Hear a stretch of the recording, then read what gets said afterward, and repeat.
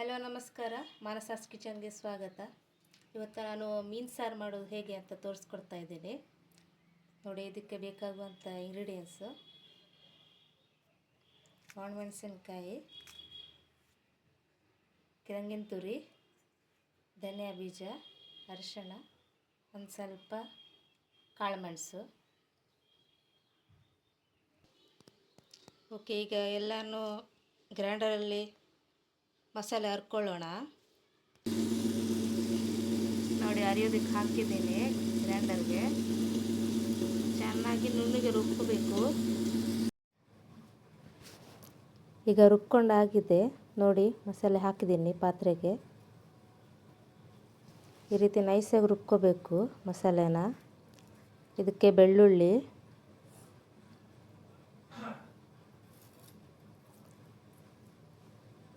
ಜುಮ್ಮನಕಾಯಿ ಜಜ್ಜಿಬಿಟ್ಟು ಹಾಕ್ತಾಯಿದ್ದೀನಿ.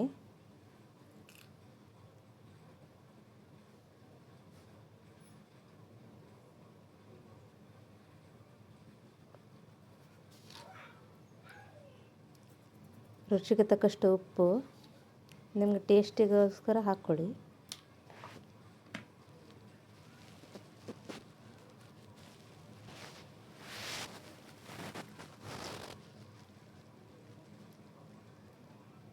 ವಾಟೆ ಹುಳಿ, ನಿಮಗೆ ಎಷ್ಟು ಹುಳಿ ಬೇಕೋ ಅಷ್ಟನ್ನು ಹಾಕ್ಕೊಳ್ಳಿ. ಈಗ ಮೀನಿಗೆ ಮಸಾಲೆನ ಹಾಕ್ಕೊಳ್ಳೋಣ.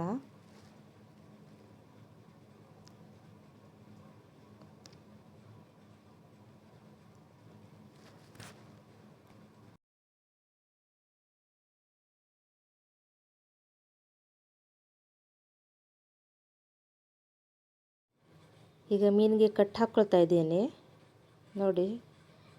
ಎರಡು ಕಡೆಯೂ ಸರಿಯಾಗಿ ಕಟ್ ಹಾಕ್ಕೊಳ್ಳಿ. ಈ ರೀತಿ ಹಾಕ್ಕೊಂಡ್ರೆ ಮಸಾಲೆ ಚೆನ್ನಾಗಿ ಎಳ್ಕೊಳ್ಳುತ್ತೆ. ಎಲ್ಲ ಮೀನಿಗೂ ಸರಿಯಾಗಿ ಕಟ್ ಹಾಕ್ಕೊಳ್ಳಿ.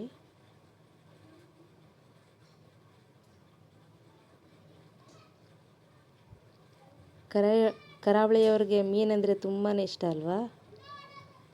ಮೀನು ಇಲ್ಲದೇ ಇದ್ದರೆ ಊಟನೇ ಸೇರೋದಿಲ್ಲ ಎಲ್ಲರಿಗೂ. ಇಲ್ಲಿ ಅಷ್ಟು ಚೆನ್ನಾಗಿ ಸಿಗೋದಿಲ್ಲ, ಆದರೂ ಸಿಕ್ಕಿದಾಗ ತಗೊಂಡು ಬರ್ತೀವಿ.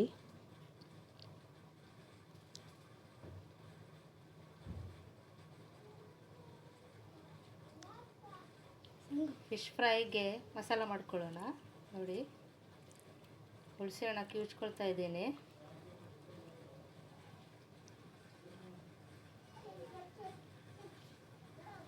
ಓಕೆ, ಈಗ ಉಪ್ಪು ಹಾಕ್ಕೋತಾ ಇದ್ದೀನಿ. ಮೀನಿಗೆ ಎಷ್ಟು ಬೇಕೋ ಅಷ್ಟು ಉಪ್ಪನ್ನ ಹಾಕ್ಕೊಳ್ಳಿ.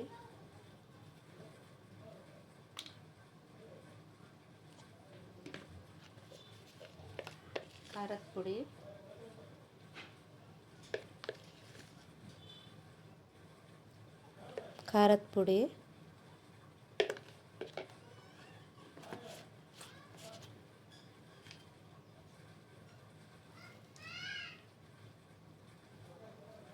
ಬೆಳ್ಳುಳ್ಳಿ ಚೆನ್ನಾಗಿ ಮಿಕ್ಸ್ ಮಾಡ್ಕೊಳ್ಳಿ.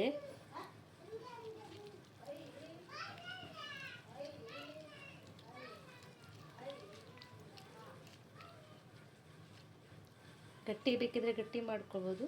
ನಾನು ಸ್ವಲ್ಪ ತೆಳ್ಳಗೆ ಮಾಡ್ಕೊತಾ ಇದ್ದೇನೆ, ಬೇಗ ಹೀರ್ಕೊಳ್ಳುತ್ತೆ ಮೀನಿಗೆಲ್ಲ.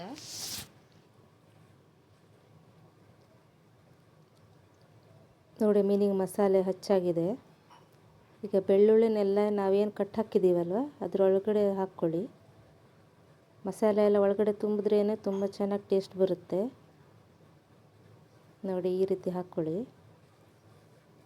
ಮಸಾಲೆ ಸರಿಯಾಗಿ ಹಚ್ಕೊಳ್ಳಿ. ಈಗಿರೋ ಎಲ್ಲ ಮೀನಿಗೂ ನಾನು ಮಸಾಲೆನ ಹಚ್ಕೋತಾ ಇದ್ದೇನೆ.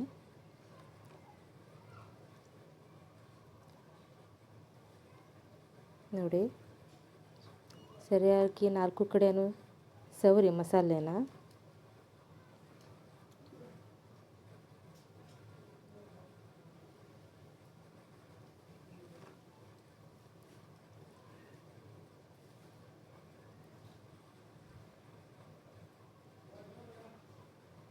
ಬಂಗಡೆ ಮೀನೆಂದರೆ ಯಾರಿಗೆಲ್ಲ ಇಷ್ಟ ಕಮೆಂಟ್ ಮಾಡಿ ಹೇಳಿ. ಈಗ ಫ್ರೈ ಮಾಡ್ಕೊಳ್ಳೋಣ. ಮೊದಲಿಗೆ ಪ್ಯಾನ್ಗೆ ಎಣ್ಣೆನ ಹಾಕ್ಕೊಂಡಿದ್ದೀನಿ, ಕಾದಿದೆ ಕಾವಲಿ.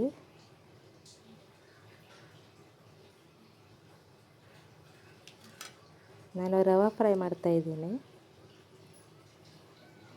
ಮಸಾಲೆ ಚೆನ್ನಾಗಿ ಹಚ್ಕೊಂಡು ಆಗಿದೆ ಮೀನಿಗೆ.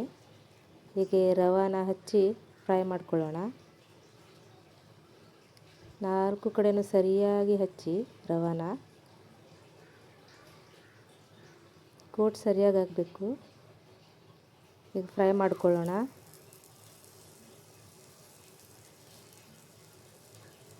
ಮಧ್ಯಾಹ್ನ ಊಟಕ್ಕೆ ಎಷ್ಟು ಬೇಕೋ ಅಷ್ಟನ್ನ ಫ್ರೈ ಮಾಡ್ಕೊಳ್ತಾ ಇದ್ದೀನಿ ನಾನು.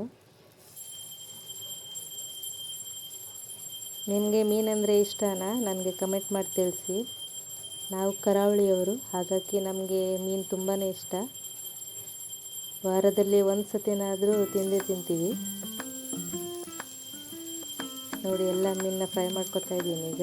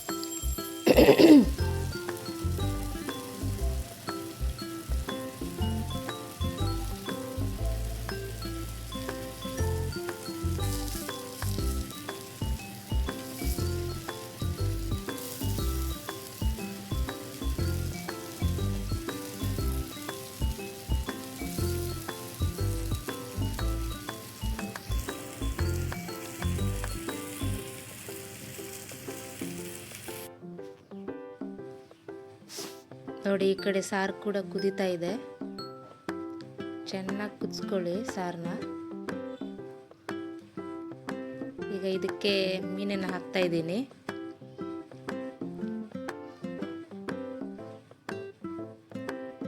ಒಂದು 4-5 ಪೀಸ್ ಆದರೆ ಸಾಕು, ಟೇಸ್ಟ್ ತುಂಬ ಚೆನ್ನಾಗಿ ಬರುತ್ತೆ.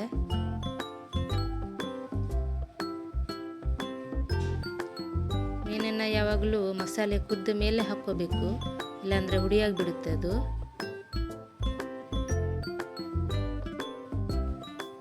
ನೋಡಿ, ಕುದೀತಾ ಇದೆ ಸಾರೀಗ.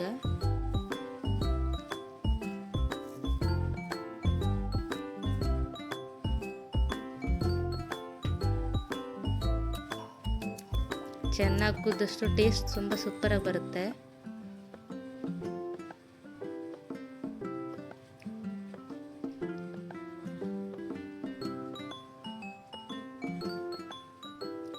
ಸಾರು ಕುದ್ದಿದೆ ಈಗ.